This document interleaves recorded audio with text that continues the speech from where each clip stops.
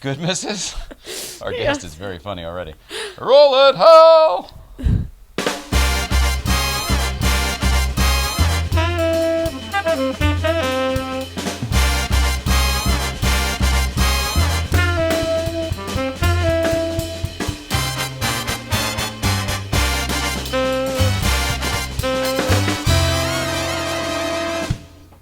Yeah. Yes, sir. I know, that's a good one.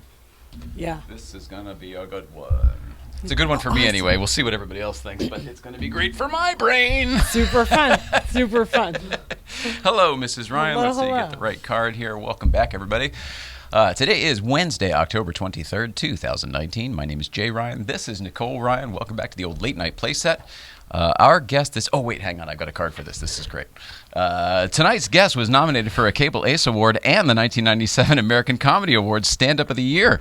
The New York Post described him as a perfect fusion of Dean Martin and Jerry Lewis. Oh, my goodness. It's going to be Bobby Collins going to be in here in a few minutes. We're going to talk to him. I'm very, very excited. This, everybody knows I'm a fan of comedy, grew up a fan of comedy. Mrs. Ryan made a career out of it. So anytime we get to have somebody that we've known their comedy for a long time sitting in the chair, it's a good day. It's a good day. Has really nothing to do with the comedy. It's just so much more the person who does the comedy. Their brain is formed similarly. Yeah, so, connections. It's always nice for me. Fantastic. Oh, my hands are still wet. I just washed my hands and got everything dirty here. Hi, Mrs. Ryan. How are you doing? We'll bring it in a little tighter here. Going. How's your day? Fine. Fine. My body is trash heap, but I'm trash heap. It's just nothing works.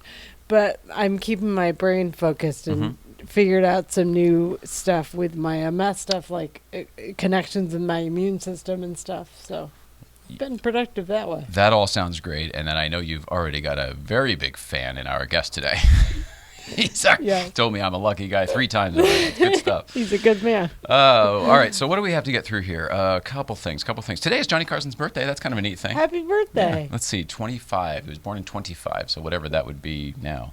Jeez. Would be 90-something? So bad at math. 94. Is that right? Yeah. Wow, that's amazing. That's crazy. That's crazy. That's pretty nice. I mean, he was, 80. I think he was 80 when he died. Crazy pants. So I wanted to say that. It's also National Talk Show Day, so I want to say that. Happy National Talk Show Day. I should have loaded up the bubbles and the fog and everything else for that. Gee whiz. Get the confetti cannon for the Porsche Experience Center. I'm excited about that. That's going to be awesome. And then the only other thing was I just wanted to say thank you to Michael down at Taco Tea, our Australian friend, who, we've been working on logos and stuff for the show, and Hunziker's helping us a lot with merch stuff behind the scenes that is yet to come out, but it's coming. But I needed to have a logo drawn and blah, blah, blah, and it was one of those, our guy just did some free work. I had already come up with it. I'd already made it, but he did all the drawing and everything. So I just want to throw it up there. There we go, Late Night Playset. We have a logo. Gorgeous. Oh, it's so exciting. But Michael down at Taco Tea down in Australia. Friends with Ron Goodman, who was a guest on Friday. Yes. Yeah. Yes. That stuff out of the way. You're feeling better. Yellow car is healthy. After the show yesterday, during the show yesterday, I think we told everybody what was going on with the car and the noise and TLG and the whole bit. So luckily, as I mentioned yesterday, Marco and the family over at TLG, give your Porsches some TLC. Come on home to TLG. Can't help it every time. Marco and Steve and the guys over at TLG got us all running. And then our guest yesterday, Lorraine Rochelle, literally after the show drove me over there. She was like, I could take it. If it's not that far, right? I'm like, no, I'll just take it. I was like, that's amazing. It was a great day. Our guest was also my Uber driver yesterday, or my Lyft driver. Okay, Mrs. Ryan, I only have an East Coast feed to do today, and then, on with the show. All right. This is going to be... All right, we'll checking in with the East Coast feed. Danbury Chive, I believe we're at Ridgefield BMW today. Let's see what's going on there. Hey, Mr. and Mrs. Ryan, look, there's Kenny. Hey, everybody. Want to send some random love from BMW in Ridgefield today because we got something fun. I just give you fun shit all the time. And, hey, why is you bringing your car in for service is the better question. Oh, I hit a pothole, and that's it. It's just a little pothole, nothing big. Just take a look right here. Oh! Can you see? Can you see that? Watch this. The whole foam goes in the tire and come back out. But wait, there's more. Just a pothole. It's not that bad. How about the back tire? Oh, man. You want to go in? You want to go in the hole? There you go. There you go. You were just inside a tire. See, that doesn't happen that often. You could actually go inside a tire with a whole family of YouTube followers. That's it. Sending some random love. BMW Ridgefield, signing off. Later.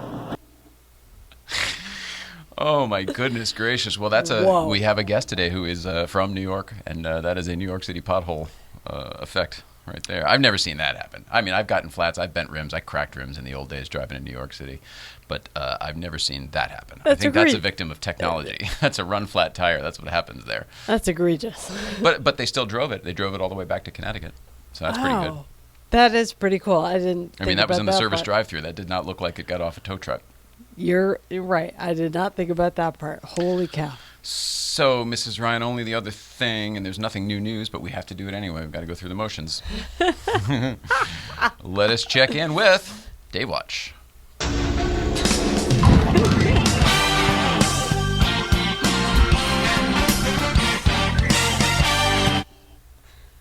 Oh, my. It gets me every time. I'll take it. It's hearing that song, sitting at this desk. Hi everybody. There you are. It's every time though, sitting at this desk hearing that song. It's whew. I mean, when I was a kid, I used to go to this show in the theater and see all that stuff. You know what I mean? So there's some kind of crazy whoop. When did Biff give the almanac to Biff? All right, today is, as we said, October 23rd, and it's Johnny Carson's birthday, so that's going to get a square for no reason whatsoever other than that. But I am going to put an X on the 23rd, denoting that Mr. David Letterman is not sitting in that chair. However, if you have been viewing along with us and following this story for the last 22 years now, whatever it's been. But more recently, for the last few weeks, we are going for Mr. David Letterman to be a guest on our show, on his old set, and we think it's going to happen. We've made a lot of progress, and we've gotten to Dave, and none of us see Dave saying no. It's totally possible. You never know. But we've still got me here at the desk every day, so if he does say no, it's going to get weird. So he's going to say yes, and we're going to figure it out. And whatever. There'll probably be more news tomorrow in some way or another.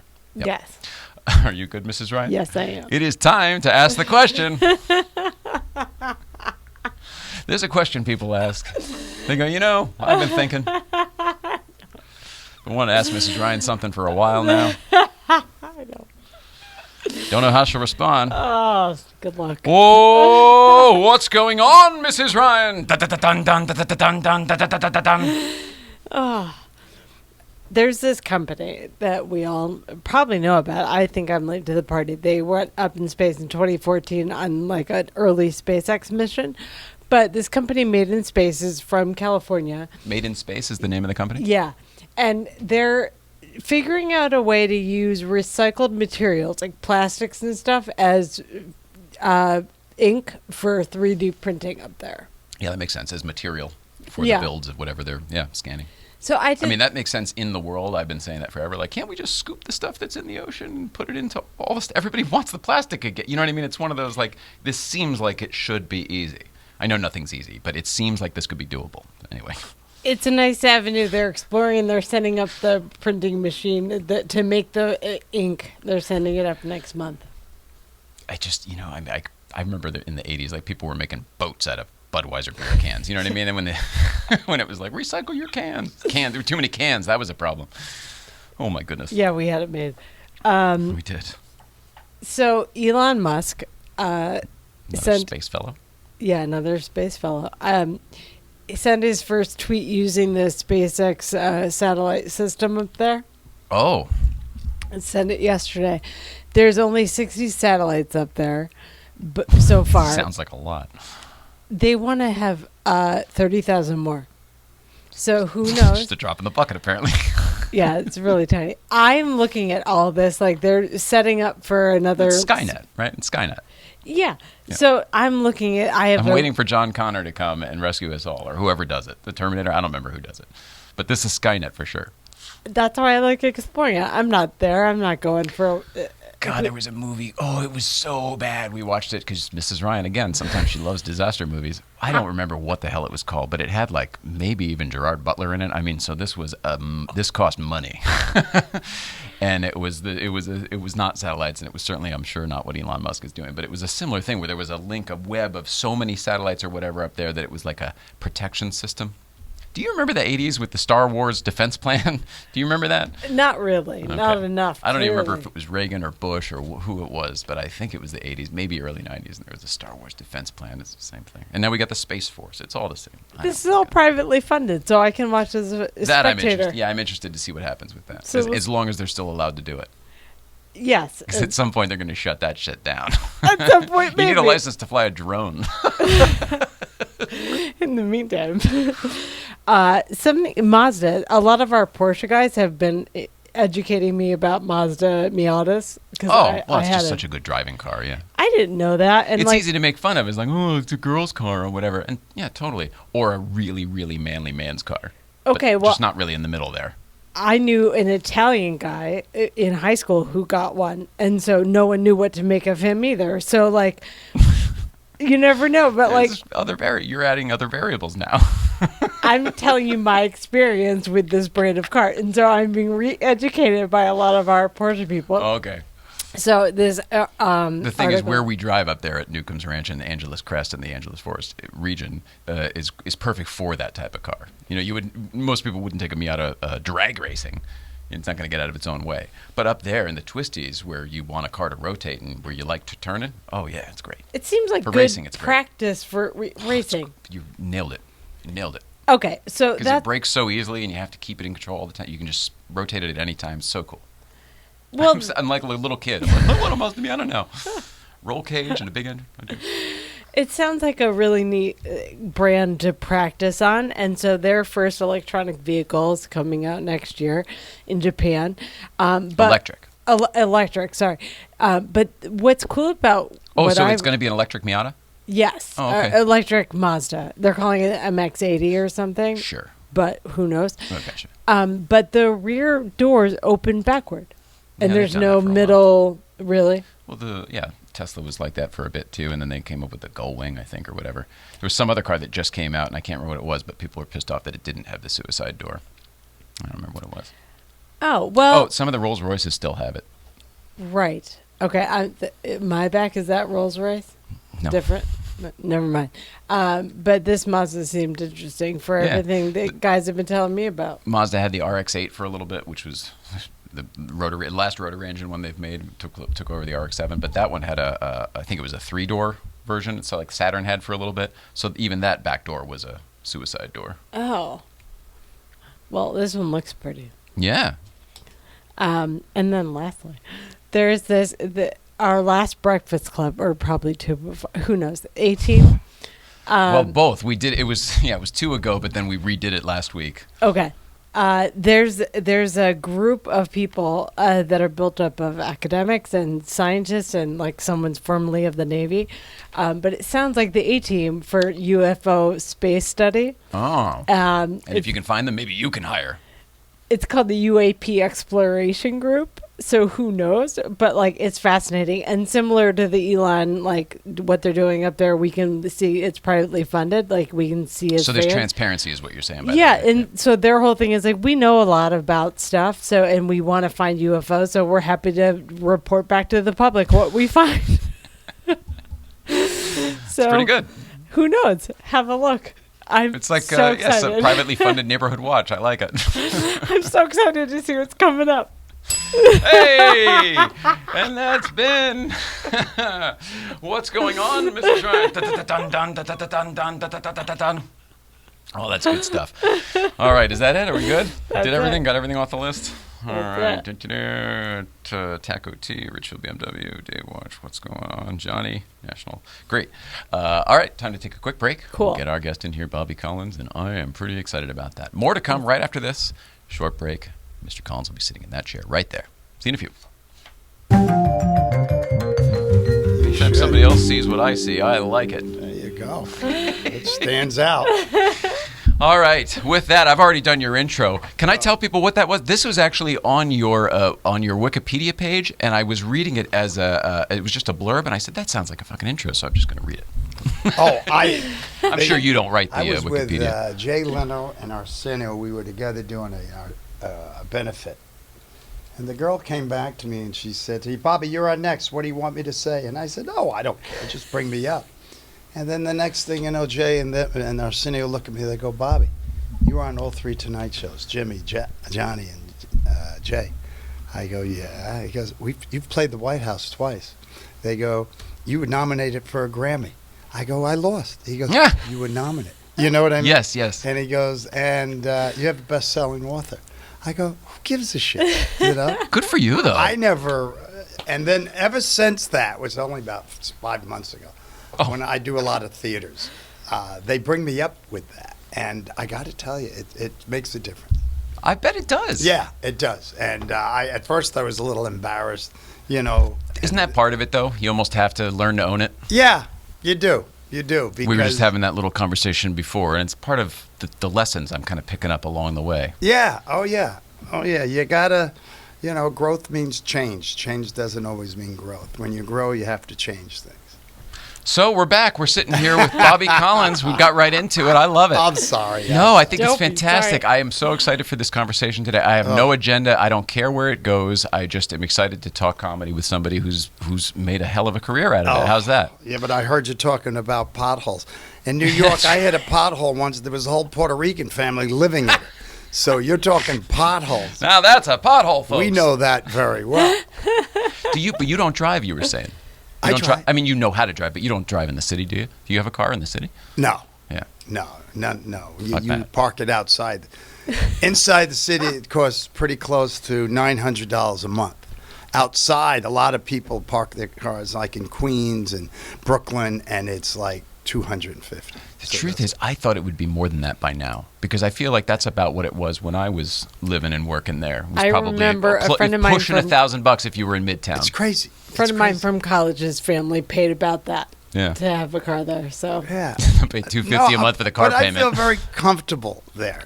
You know, here we have a home in Santa Monica. Okay. And my wife's Italian from Italy, hairy woman. No, she's not here. You're on my side. We vacuum a lot. No. Because we have to. Right. People think we have cats. No, I'm being silly. I'm sorry. Because your traffic, the way you people drive here in California, you should have helmets. You just drive. People here go, you know, I think I'm going to go in that lane. And then they drive. And then, you know what? I changed my mind. I'm going to go over there. And then I'm still in New York. I'm like, what the fuck are you doing? I'm with you. And then they go, you know, I'm going to go in a circle. And It's they the go, indecisiveness that's the problem I- for me. Just make a decision and commit, man. Commit. Learn that from cab drivers. You honk and you commit. You let them know you're there and you just go. You know, when you're dead, you don't know you're dead, but other people feel the pain. It's the same thing when you're stupid. You know? That's a great, simple analogy I never made. Yeah. That's simple, Mab. Life. So, I mean, my wife, we love it out here. I'm not here as much as she is. You're on the road most of the time at this point? Is Yeah, that I what am. you're doing? I've been lucky. I love to perform. This past weekend, I did 3 theaters, Thursday, Friday, and Saturday in New York area. Does it feel good? Oh, it's just the most wonderful thing in the world. Somebody said to me recently, hey, Bobby, you ever think about retiring? I looked at him, I go, I get paid to have fun. I go, are you kidding? You perform, you make people walking out going, this was a great, oh my God, thank you. And you're going like this, oh God, thank you so much. Especially today, I feel like if you're getting that kind of reaction from people in today's society and to the climate of the world today, I feel like that's a service. You're doing a service. You're getting thanked because you really made people's night. Maybe. And it feels wonderful. It feels wonderful because, and people are coming out in droves because I tell them, turn off your television, stop it. You know, we're sharing the planet with a lot of different types of people. We got to start thinning out the herd. Gene Pool could use some chlorine. And then go into it. Tell the truth, you know, and truth, people want to hear it. People say to me, I hear all comics, Bobby, do you any politics? Of course I'm a comic. We have a free pass to do everything. Tell people, but make them laugh. That's your job. If you can educate and make them laugh, that's a bonus. So do you do this on stage now? I mean, are you doing this type of thing, material now? Or are you doing this honesty with them now? Oh, yeah. Is that what you're saying? So they're eating it up. Oh, God. Right yeah. now. Oh, yeah. Oh, yeah. Need it. They need it probably. You know, you tell them about things and, you know, hey, I'll jump into like, boy, the world's changing, isn't it? I mean. Is that you're feeling them out to see where they are, or are you going into something with No, that? a gift I think I acquired over the years is I could look behind from the curtain backstage and just take a quick look and go, they're not that bright. And I wanted to really, you know, and when they're not, you got to give them stuff that you've done over the years and then lift them. I always push. And then sometimes, a lot of times you look and you go, oh, God, we're going to have some fun tonight because they're going to lead you in different areas too. And that adds to who you are. That's what I look for. I love that. So you take a peek out while whoever is or whatever. Yeah, just opening before. acts on, I just look and I go, oh, this is great.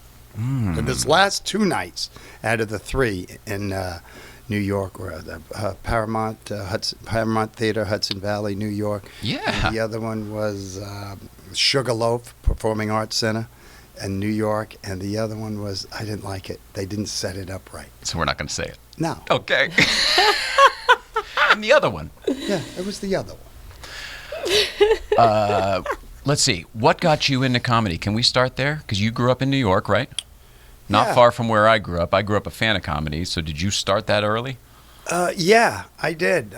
We were real poor. We lived in Queens, New York.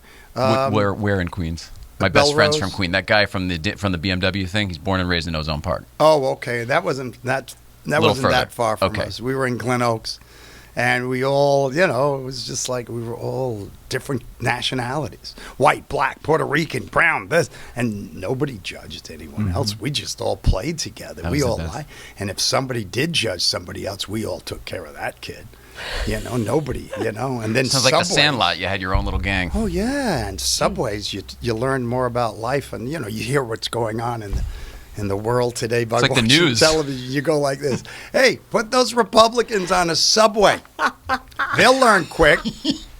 You know, people don't know. You know, I travel everywhere, so dumb people don't know they're dumb. You know, they don't. You know, but you look. And you go, oh my God, what's LGBTQRSTVDL molar? Hey, when we were kids, you know, if a guy was queer, remember? Yeah. Queer? You used to be able to say it. Yeah, he goes, that's Joey. Joey's queer. He's cool. He likes boys. Yeah. And then it became faggot. Yeah. And then it became, as we matured, homosexual. That's right. And then gay. Oh, and then You know? gay. Yeah, remember all those terms. And Yeah. we didn't judge anyone. We just would kid him all the time because he hung out with us. Right. Because that's what you were all kidding each other. Yeah, we the all time. bust his chops. Hey, we're all going to go to get a drink. You want flowers, Freddie? You know, we just tease him, but he hung out. Everyone hung. Yeah, and you took care of him just like Yeah. everybody else, of You course. see, nowadays, women pushing carriages, you look at, they're dogs. That's going like terrible. this. That's too much, I know. especially out here in L.A. I go, are women Bananas. giving birth to animals? It used to be the purse thing. The purse thing was too Remember much. Now we remember have the little graduated. baby and no more. And the kids are on leashes. That's right. That's true sometimes. Oh my goodness. This is what's happening. So what? How old were you, and what was it? I mean, did you? Is it true that you were named after Bob Hope? Is that true? Yeah. That's cool. We're in Toluca Lake. It's wild out here, man. My mother- wild out here. My mother and father, you know, they'd work all day. My mother was a waitress. My father was a clerk, an insurance clerk. He'd do 3 hours a day traveling every day into Manhattan and back. And half the time he was delayed. Was that because of the transit system that it Yeah, took that long? Okay, yeah. because Queens and Manhattan are very close Took a bus to geographically. get a subway, to take a subway downtown by Battery Park, and then come home. That was a real man. Yeah. Yeah. And he'd go to bed early, and my mother would have dinner on the table at 6 o'clock. We were kids. We weren't organic. We weren't. We weren't vegetarian. We were called a meal, and it was there. Lactose and all. The only thing that we would need if it had a rat tail hanging out. Nah, I'm not eating it. And even then, you didn't Don't get be nothing picky, else to Bobby. eat. That was it. That's the way we're It's your brought On up. option. your plate. That's why this whole thing in the world, we crack up. We still have friends, my friends, the doctor, that we laugh. Bobby, Me Too movement. Me I remember girls, if a guy grabbed their tit, the girl would kick him in the dick, you know? And now they go, oh, you know, I was molested. When I would kick him in the dick, spray shit on him, knock his head in. I don't get it. We just laugh. You know, so maybe it was you making your friends laugh back then. Figuring that you guys all busting each other's balls and then making the rest of the group laugh. Oh, it was. It was because I didn't want to get into fights. So I did humor. I used Holy humor. Shit. And you already had the intellect to be able to do the math to get it there. I'd watch television and I'd see Mom and Dad. I'd be lying up there. Remember with the rabbit ears? Yes. And I'd be describing watching, my childhood. And they'd be watching the Ed Sullivan Show or something, and they'd love comics. And they'd watch the comics come on. My father loved comedy. He used to watch the Bob Hope thing. And then when I was born, I was told. My mother's cutting up potatoes one day. I go, Mom, why'd you name me Bobby? She goes like this, father liked Bob Hope. I went, how come I was never told this? Do you know that? And I was like 12. I said, do you know, I think I might want to be a comedian. And she goes, oh, good. I go, but why wouldn't you have told me that it was Bob Hope, you know? Yeah. And she goes, nah. I kept it in. That's how life was. We never... Who decides what's important? Yeah, that's why I get a kick out of my daughters who tell me I had dinner with mine last night, one of them, because my wife's down in New Orleans, and I had dinner with one of them, and she's such an L.A., California, and she talks in this cadence. Dad, you know, we went out the other night, and I didn't even know. I go, do you really speak like that? What do you mean? Yeah, and we She's went cleaning out. it up for Dad, I bet. Almost died. I mean, this spoiled entitlement, and you look at that, and I'm going, I wish I was spoiled and entitled. We weren't. Like I worked for that. Yeah. Oh, so it was pretty amazing to see the differences, and you travel. But when I was a little boy, I wanted to make people laugh, and I did. God. And we were very protective of our own. Yeah. It's so amazing because I have a special needs daughter. Oh, okay. She's very low functioning. She doesn't walk. She doesn't talk. But to me, she's always been my inspiration. Or us, my wife and I. And how old is she? Now she's 25. Okay. Little, very. Matter of fact, I got her off to her work program today, Awesome. and I pick her up at 2:45. But it's so funny that was given to me. You know, God gave me this gift. I must be pretty special if God gave me. God bless you. Because when we were little, Jules, there was a kid named Jules, moved into the neighborhood, and they called him a mongoloid back then, Down syndrome. Yeah, I remember that, yeah. Remember? He's a mongoloid. Mm-hmm. I go, what's that? Down syndrome. He don't work good. And my mother used to say to us, if anyone picks on this guy, you and your brother and all the boys, take care of that guy. Okay? And I'd make them laugh, but my brother would kick their asses. And I remember people calling him, hey, he's retarded. Oh, we'd go after that guy, and unbelievable. And no one ever, hi, Jules. How are you, Jules? How you doing? You know? Yep. We traded that, and lo and behold, in my life, God gave me a gift. My daughter, Madison. I Isn't that how it works? absolutely love you for that. Oh. Yes. No, here's the thing. We were different people before my wife got sick. Hmm. She got sick and we both changed. We both got a life download of maybe like what you get when you have kids, something where you didn't used to have this awareness and you didn't used to have this. God works in mysterious ways. We believe reason. that. Whatever God is, we believe that fully. That For this a was reason. that we needed this awfulness to become better people. Oh, it's a blessing. And things, they can take different turns, and they will. Yeah, you You'll don't have see. much to do with it. Yeah, that's totally true. That's all right. You'll see. Now you're this, and what do we do? Can we travel? But then one day you're going to go, oh my God, feeling a little better. Yes. What's going on? A little healing magic. God first, family second, career third. Put one ahead of the other. You always got to get back on where you got off. Look at you. How long did it take you to figure that out? Because you weren't the kid in New York who was like, I got this. No, Let me tell you what's up. Experience. I can explain all of this to you. Oh, it was all one book. experience. It was all life lessons. Boy, you learn them, and you better hang on to those lessons because that's what works. That's what works. I'm going through a little something that happened the other day, and I was driving here today. Excuse me. I was driving here today, and I smiled because I woke up the other night. A guy suing me. Oh, that'll make anybody feeder, smile. A bottom feeder. And an ambulance chaser, a low guy. And I asked a friend of mine who's like a big hot shit attorney in New York.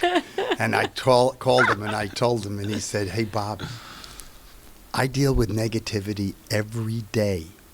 You make people laugh." He goes I go, "How do you handle that when somebody comes, because that's not my world." I can't do it either. When it Your comes story in, is already hurting my heart. Yeah, when it comes in, I wake up, I have a special needs daughter. I do things for charities for special people. I do that. Why would somebody try, right? He goes, "Bobby, it's a lesson. And you've had something like this happen before and you won. Stay strong." That's a good Thank you. lawyer. Yeah, I was going to say that's the best advisor you could have. He's Good worth friend. every penny. Yeah. Right. The money game. That's damn good advice. It is. I got a new book coming out. One chapter is called The Money Game. Well, all right. You have another. Can we talk about your book that you already had come out? Sure. That was a big deal, right? Wittisms and wisdomisms. Okay. Well, A lot you're the of guy who can say it. A lot of the lessons that I learned in life I put down in books. When did that come out?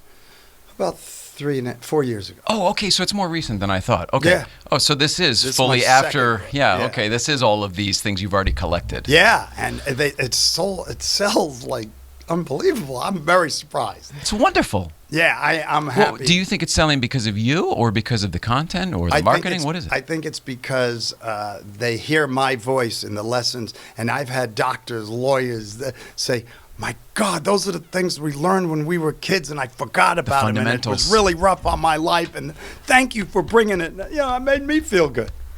You're saying all the stuff we believe. That's part of. There's a lot of childhood whimsy in this set, in the room Yeah. you're in, and Oh, in this God, whole yeah. concept of what we're doing. You won. Yes, I did. You know. Yes, he did. He's talking to me. You're the prize. Fine. I love that. I love that. Anything that celebrates the childhood. This is like a Mr. Rogers for adults or something. That's what we're going for here. I don't know what the hell it is. Yeah, right. Sitting here, I never thought of watching your comedy, but sitting here having a conversation with you, I'm stricken with somebody who is no longer with us.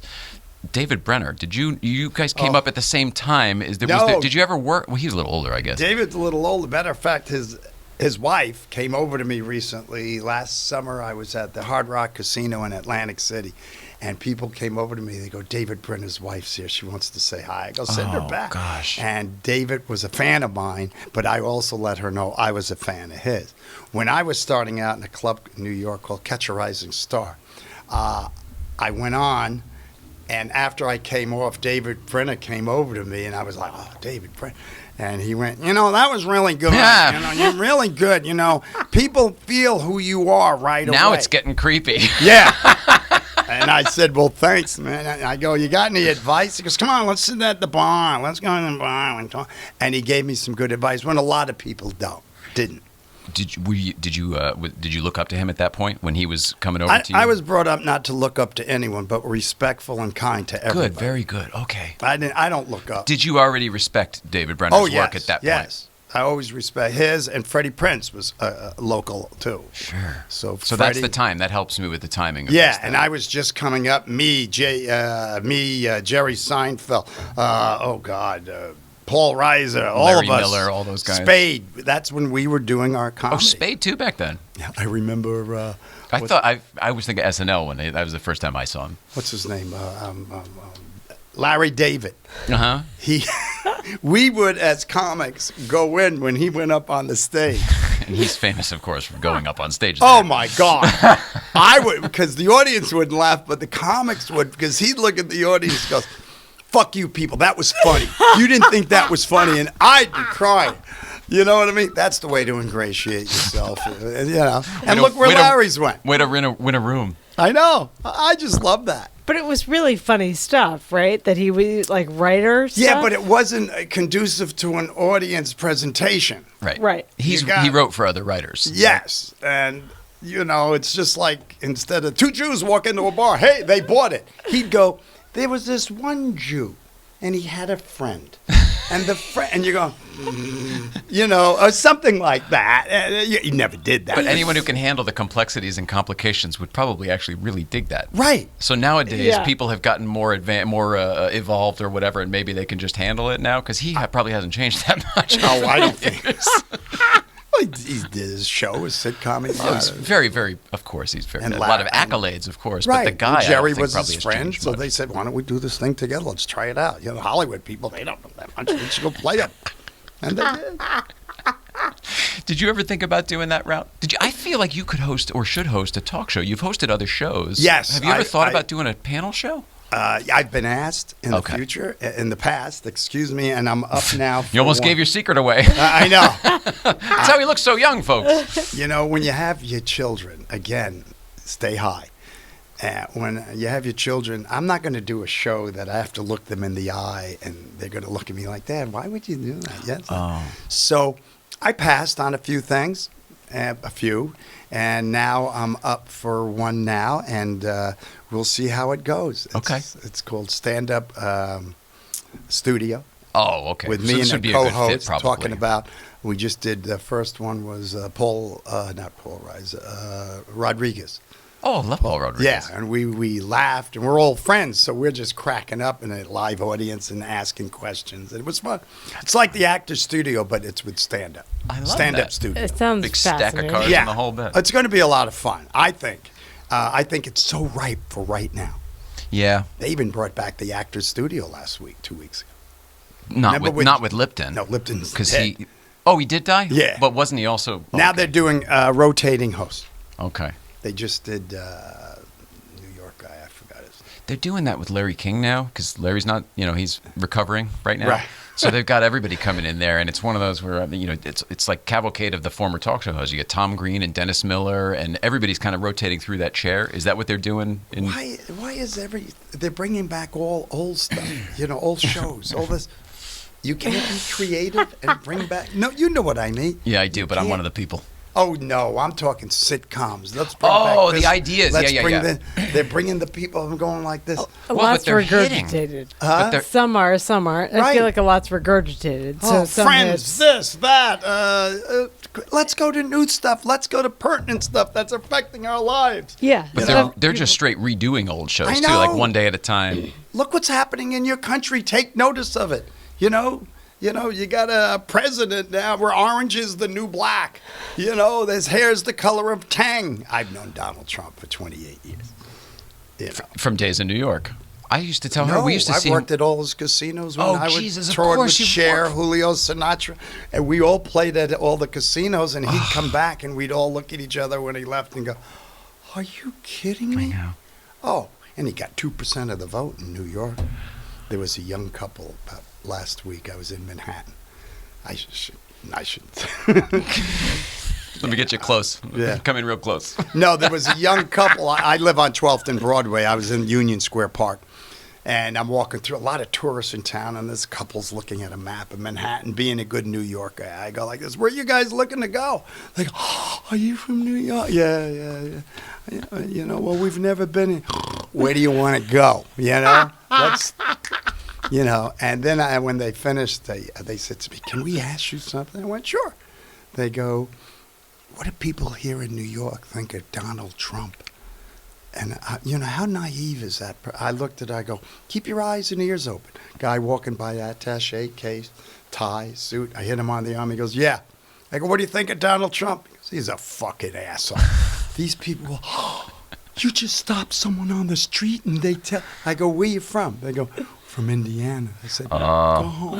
You're going to get hurt here." Can't handle it. You can't, come on. What I've seen What's about New York, happening around the yeah, it's only gotten harder over the last couple of years. It feels more like 80s New York to me. I live, and the funny thing is in New York. Well, that's a nice area where you just mentioned. Yeah, Union but Square it was. Park. I've been there 38 years. Then you wrote was it a out. Shithole. That You was wrote a it out. Shithole. But now it's the number one zip code in Manhattan. Serious, What? like that Unbelievable. you want to get into, like the hip-hop? Everyone's trying to get in. My Holy shit. apartment is. Might be time to move. That might be nice. Well, why move? I thought it was I'm so bad. Upper West, Upper East Side. They were always good, but now it's Now the village. it's- Yeah, it's NYU down. took over the village. Okay. And they cleaned it up, and every building is NYU. And, it's But just. they cleaned up all the history instead of tearing shit down, and they like repurposed all these old buildings. Right. It's very, very pretty. Is It almost looks fake because it's like the cleanest part of New York. Oh, it's and a lot of open spaces. And I asked my doorman, and I asked a couple of people the guys that cut my hair. I go, why are all these places open? They go, Amazon. I go, you're kidding. All these, Amazon, people ordering left and then I saw delivering to the doorman, because I was in the lobby, massive boxes, like 2 or 3. I go like this, what's this? They go, Bob, it's all about the Amazon. Next day, unbelievable. They closed this, they closed the pizza shop. Why? They couldn't afford it. They couldn't pay the rent. Unbelievable. Yeah. Pizza place? Food. People ordering food. It's delivered all the time. I know. I was part of that. Yeah. When I met her, she was at the Seamless Web and the whatever delivery whatever the whole thing. I also worked a lot and was very busy, so I feel like that's taking over a lot of people in cities. Right. But now I'm out here in California. I paid $13 for a sandwich. I went, are you people out of your mind? Oh, it's not a good sandwich. Gas is $4.98. Nobody's going, whoa, let's talk about it. I think finally yesterday somebody finally did. The governor. And then oh my God, the fires. Oh, you people live in a bubble here. Grow up. Let's take care of business. Oh my God, the 405 was back to I think so everybody's busy. high. I know. They're all right. They go, why would you live there if they just had a fire 2 years ago and your house burnt up and you rebuilt? Well, I guess you could high do up that. on Green Mountain. You talk to some people, you want to roll their head around and say, hey, you gotta check the marble around. Come on, but that's what I do. I was just in Birmingham, Alabama. It's amazing. Keep going. I want to hear what happened in Birmingham. Well, they're not that high up on Brain Mountain, and then when you talk to them, you look at them, and they didn't win at genetic roulette. And I can hear the Birmingham audience clicking off right now. Oh, no, I had 1,200 people. They were cracking up because they were the smart people. And that's not our audience. And I looked at the audience, and but it's true. It's the only place in America that I ever looked at another human being and said, hey, it's a nice tooth. Oh, jeez. I know. And he thanked me. And he thank you. Thank you. Thank you. This is what's out there. It's nice when you live here and, we got highways crowded. We had fires the other day.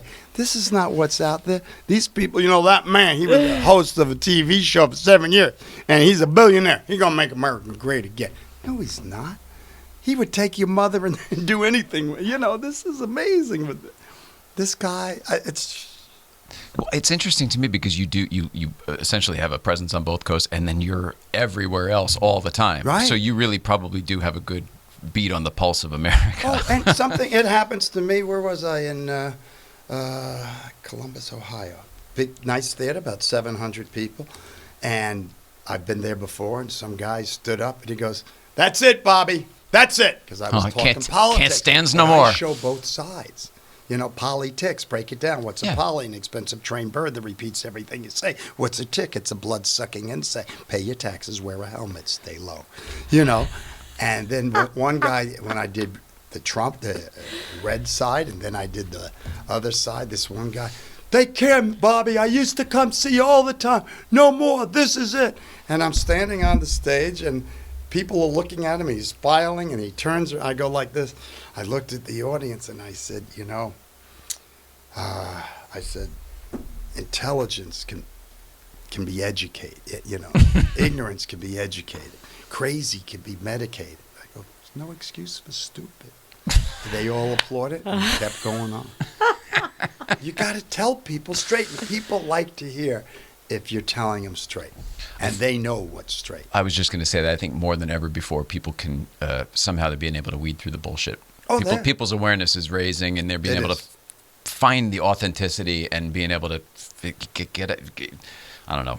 For me, I can fucking feel it when somebody's fake and phony or just bad news. Right. I'm like, I got to get out of here. You too. I don't even deal with it. Yeah. You could look in someone's eyes and go like this, are you kidding me? Yeah. And they don't know what you're talking about either. They're not even trying to be that way. Wow. No. Is that age? Is that awareness? Is that enlightenment? What the hell is that? I think it's both. I think it's a gift. I think you could, like my wife says, you read people so well, just like that. Yeah. I go, well, your audiences. Yeah, you got to look at an audience. You got to know who you're talking. If I'm going to say, hey, what's your name, which I never do, you better pick on someone that's got joy and love in their eyes rather than that one guy. He's going to kill you after the show. Yeah, right. Excuse me, do you have a gun? Miss, does he? This is what's going on in our country, and you got to educate and make them laugh. All right, so when you were a kid, you decided you liked making your friends laugh and the whole bit, but what steps did you take then to become the stand-up comedian career guy that I know? Well, I did the regular. I went to college, University of Buffalo, and then when I finished a year. Did you go to University of Buffalo? No, No, I just drove through there. Oh, there we go. Right. It was Near cold. Niagara Falls. I farted. My underwear broke. No, it was cold then. That's how cold it was. How cold was it? And after there, they asked me to stay on to teach. And I taught U.S. foreign policy. It was an elective for students. That's what you taught At high school. I went to a high school. May I? Yeah. I feel like the nature of all this, you're a communicator, so I feel like you would be an incredibly good educator. Well, I think I did well. They asked me to do adult education, but I didn't. But I stayed up there, and for 1 year, because some lady was leaving pregnancy, and they said, would you? In the local high school, I was recommended from the university. And that's what really clinched it for me, because I had 30 kids in front of a class. Holy smokes. And I said, that was my audience.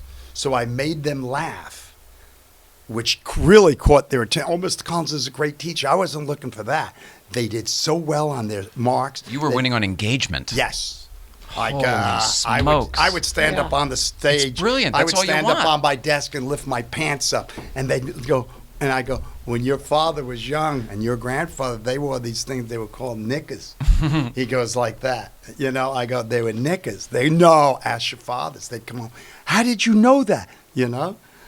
But I would enjoy it and laugh. And you got the feedback. And I go, okay, I got to move into comedy. And then I went up to one day, I used to take dates afterwards when I was working. I got a job. I was vice president of Calvin Klein. And I hated it. They came in one day and they went like this after 6 months. We're going to make you executive vice president. I said, you have 6 of them, And he goes, I go, does it mean more money? He goes, yeah. I said, then call me emperor. And to this day, that guy comes to see me that I did that. Oh, gosh. Yeah. From Calvin Klein. He's not there. But that guy. Yeah. That is that guy. amazing. Yeah. What's he do hated now? it, the garment center. Oh, I really? would say to the buyers that came in the showroom, because I was young, I go, what are you guys all doing tonight? California, Macy's, this, that. They go, well, we're writing our orders up in their hotel. I go, New York scared them. I says, why don't you come down to this comedy club called Catch a Rising Star, or a comic, and I perform. They jammed in because they didn't know anybody. This is My orders brilliant. were huge. My orders were huge. And that's why they made me executive. That's brilliant. Yeah, use. But it comes down to making the connections. Good way to get in. Use what you have to get ahead. Comics ask me all the time, and I'm very weary of it. Happened recently. Comics says, "Hey Bob, can you watch my set and tell me?"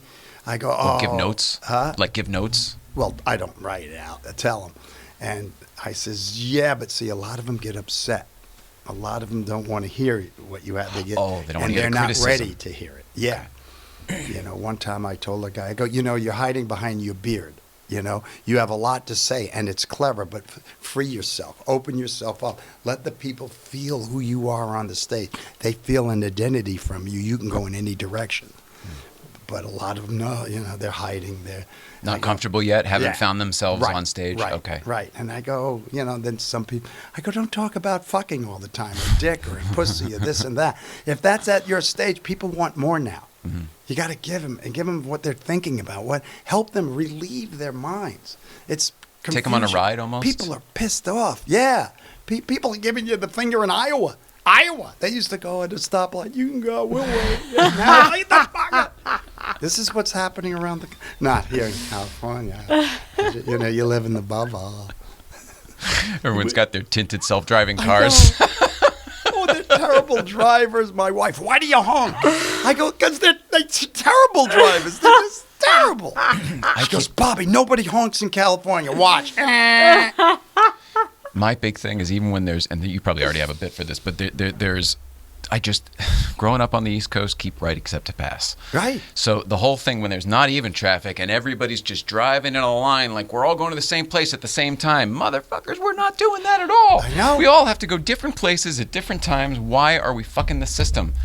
I cut one guy and didn't cut him off. I just passed him up. He pulled up next to me. You said enough is enough. I'm getting in front of you, yeah. He pulled up next to me. He goes, what was that shit all about? I go, today's the day you don't want to die.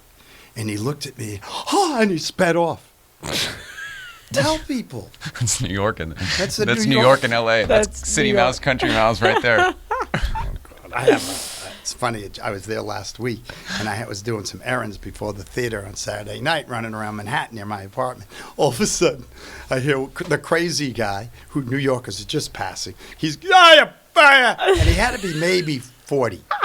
And I'm looking over, and I'm screaming, and people just keep walking by.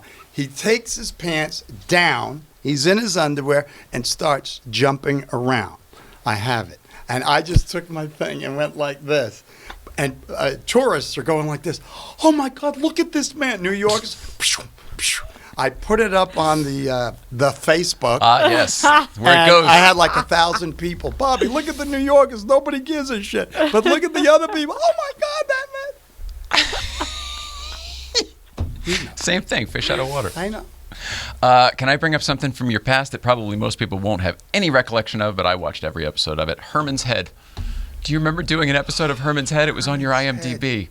What did I do on Herman's Head? That was the one. They They launched the Fox network, and it was a show about a guy who had all these different people in his head because we all have different, whatever. Right. And Yardley Smith was in it, and how do you know these things? And Ken Campbell was in it from him from Armageddon. Yes.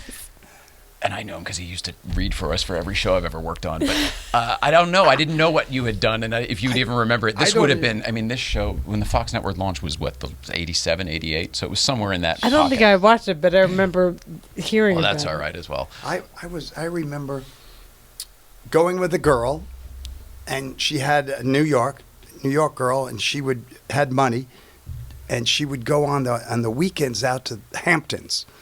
And I go, how do you work that? She goes, well, I have I pay and I own it, and we do it, and I get a portion of the house for Oh, like a timeshare kind of deal. And I goes, what do you pay? I couldn't do that. I was in my studio apartment. I got to get my money up there.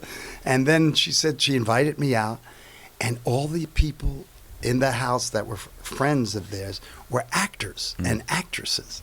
And I would look at them. I go, "Are you the Marlboro guy? Go, boom. From the yes, Times Square. Yes, and are you that?" And I'd say, I would ask them for the 2 days I was there. What do you do?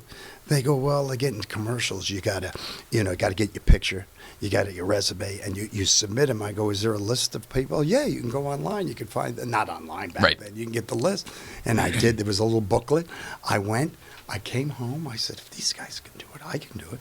And I had a photographer take my picture. I went. Some of them never even opened the door. They'd go, "Put it under the door." I go, "Yeah, but I'd like to meet you. Put it under the."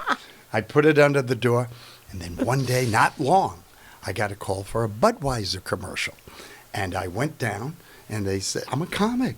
And they said, "Can you do it in this way and that?" "We can do it in any way."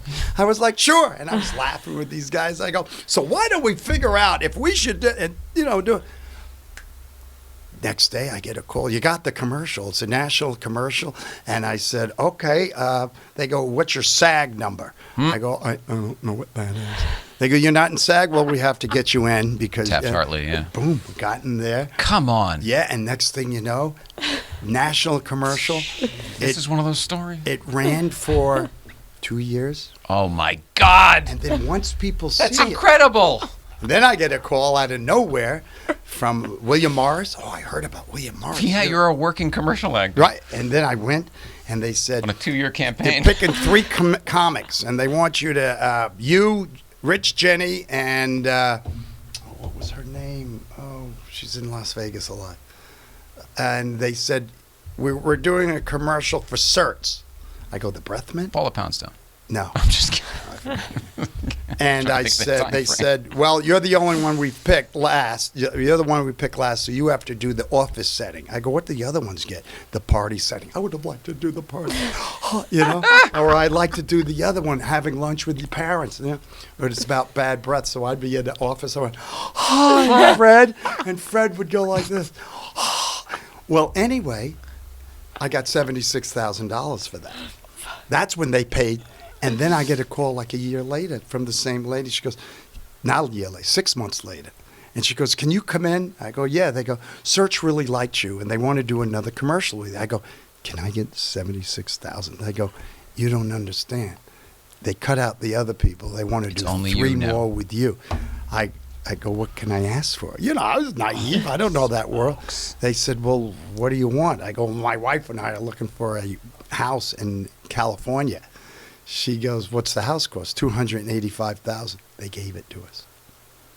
And then when I would get checks. By the way, I bet you could have had more. You know what I mean? That's what you asked for. No, life works out. I used to get checks, and my girlfriend, who's now my wife, I'd go like this, look at this check, $11,000. She goes, what's that for? For doing nothing. Search. And then Search called me up, and they go, could we put in the commercial, Search presents comedian Bobby Collins? I go, I'd pay you to do that. Please do that right now. And they did. So that also helped my career. Precedent set. Yes. Yes. Now I hear commercials don't pay anything anymore. No, and then they don't pay on the reruns like they used to. Nothing. And then the campaigns only last 6 weeks. Spidell it didn't Watch, test well. Budweiser beer. I did them all. I loved it. And I used to say to those actors, you work one day and they keep paying you for years? Yeah. I want to do that. And sometimes they'll revive the campaign and bring it back, the whole thing. God, good for you. Same thing for movies. People call me up, well, we'd like to have you like that. It was like 3 lines. Yeah, with Dustin Hoffman.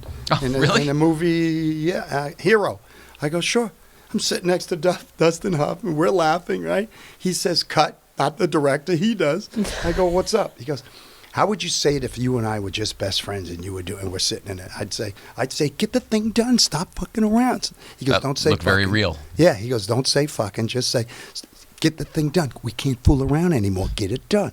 I did it like that. The director went right along. Yeah, you brought some intensity to it, too. Boss. I felt it. Put a little heat on there. This is the world out there. Show business. I'm a comic. So Two Jews walk into a bar. But you're a grateful comic. You're a guy who's so appreciative for the whole thing. I am.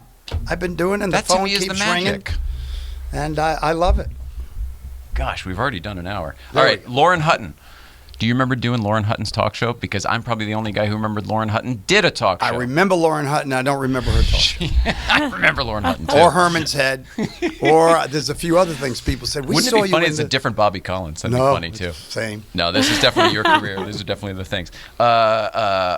You're on the social media and all that stuff, right? You're on the Facebook I'm AOL, at least. so I have a girl that does it for me. Yes. Oh, is that right? You're not. Yeah. You don't even do it yourself. I don't do it. Good for you. Do you have a smartphone and all that, or do you do the flip phone still? No, dial up. I'm thinking of getting rid. No, I'm asking because I want to get rid of this. I'm thinking digital camera and flip phone. That's what people are switching. Is that true? To. That's what I'm thinking of doing. I've been thinking about it for a long time, but now Tom Green just did it the other day, and I'm thinking, yeah, and other people are doing it too, and I'm kind of like, well, maybe this is the bandwagon. No, I leave my phone when I go out. I leave my phone in the hotel, or I leave it in my home. And what, Dad? Why don't you bring your phone? Because I don't want it. I don't want to. You see people. They're sitting there with their friends, and they're not. It makes people brave, and it's not. It's a fake false, brave in here. False form of bravery. Yeah. Some people that are very insecure, it makes them like that, but they still got to get back and look in the mirror and change. Growth means change. They don't see it, and they're using it now like that to meet people. Oh, I'm going on Tinder. I'm going on Hump Me. I'm going on whatever the fuck it is. Swipe left. Swipe right. Swipe left. Touch my dick. I don't know these things. All right. Well, in this case, we probably won't promote your social media, but how about dates? You have anything coming up you want to talk about? What do I got? One they called. This is a section we call billboards, so I'm going to give you your own camera. Oh, let me see. I'll be at the Keswick Theater in Pennsylvania. The Keswick Theater right outside of Philly. November something. I don't remember. Outside of Philly? Yeah. All right. I'll be at Uncle Vinny's. That's a filler. That's what we call Uncle Vinny's in Point Pleasant, New Jersey. Oh, Seaside Park. Yeah, look at you. Come on. East Coast. I got a bunch of dates coming. I'll be down in Boca Box, down in Florida. I'll be at You're working all the time. How many days a year do you do? about 200. Isn't that fantastic? When you have a special needs, it's so funny because comics, some of the A-list comics say to me all the time, Bobby, why do you work in some of the, I go like this, if I could pick up some money for an extra pair of hands to take care of my daughter, ego has nothing to do with it. You betcha. And those people end up coming to see you when you're in the big places. Mm. No ego. I love that. But it's so you wear that. You have such confidence, yet no ego. It's wonderful. It's. I guess I'm still trying to figure it out. I want it. I want a piece of it. That's all. If you're trying to figure it out, you'll get it. Yeah. It comes. But there's a grace you have as well, and it's very nice. I hope you've enjoyed this experience. No, I haven't. I've got to get traffic. I got to drive. Kill back. Richard Chesler. Thank you for having me, and I appreciate. I know he came over and he, Bobby, would you do that? I go, sure. I'm in California. Well, he said you weren't in town very much, and then if you're doing 200 dates, that just makes sense. Right. Do you have a place still in New York, or do Yeah. You do? So you. Oh, gee whiz. Do you want to take this? Is that me? I don't know. One thing I want to ask you about before, just because it's the biggest name, and we had the guy also, the Danbury Chive guy there, the BMW guy, who is also from Queens. His dad, also from Queens, is a Frank Sinatra, I don't want to say impersonator because that's not true, but he does his own show called Echoes of Sinatra. Okay. He does his own thing. We had a whole thing, we played on the show yesterday. Is it true that you once opened for Frank Sinatra? Or that you did? Yes. I was Cher's opening act. And then I did Dolly Parton and Julio. I did Julio Iglesias, Cities come on! To all the girls I've loved and before. a new chapter in my book is called Fun Road Stories. And I get a call from Cher's manager, who's Sinatra's then, and they said to me, Bobby, what's his name? The guy from California here. It was his normal opening act. He's a nice guy. He's a comic. He got sick. And they said, Bobby, can you get over tomorrow? Because I had 3 weeks off. They go, could you for the next 3 weeks? Can you run 2 weeks? Can you run over to Sinatra? I go, how much? I'm a New Yorker. It's a business. Oh, my Show God. business. Yeah. And they go, 25. Frank he'd probably respect that. Right. And, well. The chairman. And I went, yeah. They go, you got to get over there, Salt Lake City by tomorrow. They took me in. I got there. The guy, Jilly, his partner, his guy that keeps an eye on him. Yeah. He goes, all right, don't call him Frank. It's Mr. Sinatra. He's giving me all the rules. And my wife's Italian, so it's Frank Sinatra's. You don't look at it up to anybody, but if there were somebody. You gain respect, you got mine. Yes. So I went in there, and the room where he's sitting there, and all his guys are answering phones, and they're all named after parts of the body. Bobby, this is Tony the foot. This is Artie the arm. I go, hi, Mr. Arm. Hi, Tony the foot. And I was sitting there. Then the phone Tread lightly. rang. Tread lightly, Bobby. Great story. The phone rings. Sinatra picked it up. I'm sitting like right there. Sinatra, he goes, yeah. He goes, can we have the Substar come down for a sound check? I'm the Substar, the opening act. He goes, he's a comedian. Just put the fucking sound up. Goodbye. And he hung up. And he looked at me. He goes, you okay with that? I went, no problem. Got no problem. As in, just make it a hot mic. That's all. There's no band. There's You no know? warm up. Usually I'd go and check it, because these people are paying a lot of money. And I remember afterwards, I'm changing, and I'm going down to the local comedy club in Salt Lake City. I've never been in Salt Lake. But they're going to the comedy because I just opened for Frank. I'm the man. And Jilly walked in. He goes, hey, listen, the boss really liked you. I go, thanks. He goes, all right, so tomorrow you'll come with us to, I go, no, I'm going to go down to a local club and fool around. I'll fly in there tomorrow. They goes, maybe you didn't hear me. The boss, I go, let's go. We got on a plane that night. Cops. Escort. Yeah. I go in for an act. We get on his private jet. We go to Chicago. We go to the pump room, famous. It's like 1:30 in the morning. 10 of us. We go in. We're all eating. They opened it for him. He's the man. Next thing you know, Don Rickles comes walking in. Jeez. And I'm looking up. And he comes over and he goes, he really liked you a lot. I go, thank you. And then I saw what they were tipping the waiters. I'm going, I think that's more than I'm getting. Yeah. Yeah. For opening Probably up. was. But that was one of my Frank Sinatra. Oh my gosh. Talk about respect. He was one of the guys. And then when he died, I got a call. I got a invitation to come to his wedding. I go, no, I saw The Godfather. They take your license plates down. My wife, Bobby, go. No, I ain't going. Wow. my God. That's amazing. I met the kids once at this bar in Connecticut because they knew the owner. The family somehow knew the owner. Same kind of connections. His son was the guy, when I was opening for him, his son was the orchestra leader. Frank Sinatra Jr. was the orchestra Yeah. leader? No shit. And his daughter happened to be there that night. Nancy. So she said, oh, my the dad. boots are made for walking and all Yeah, that. my Wow. dad really liked you. My dad liked you. She goes, where are you from? Oh, yeah. You're in the family. You could have been. Yeah. I go, I got a condom on right now. No. This guy's I'm ready only to go. kidding. I got a log in my underwear. Oh, gosh. Bobby Collins, thank you so much for being here. Thanks for I have having totally me. This enjoyed was fun. this. This was fun. Can't And tell you. A Can't pleasure tell to you. meet you. Thank you. Mrs. Ryan, let's see. What do we have tomorrow? Tomorrow is Thursday, and it's Matt Farah, the Smoking Tire, will be here. That's a big one for us. Friday, Breakfast Club up at Newcomb's, and then next week we've got Roy Firestone. So that'll be good, too. Interviewing the interviewer. That'll be fun. Think so. Thanks for having me. Again, Bobby Lee. Mrs. Ryan, I love you so much. Love you too. We love you so much, Bobby Thank you Collins. so Thank you for much. being Thanks here. for having me. We love everybody at home. Please love one another, and we will see you all tomorrow with the Smoking Tire, Matt Farah.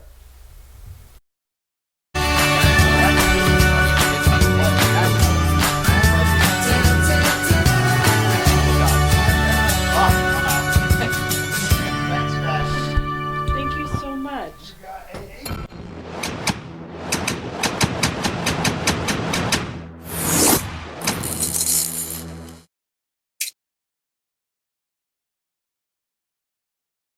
EPA called me and they said to me, what are you doing tomorrow, meaning today? I said, I'm going to do this thing for a friend I know. He goes, well, how do we see it? How do we listen to it? I go, I have no idea.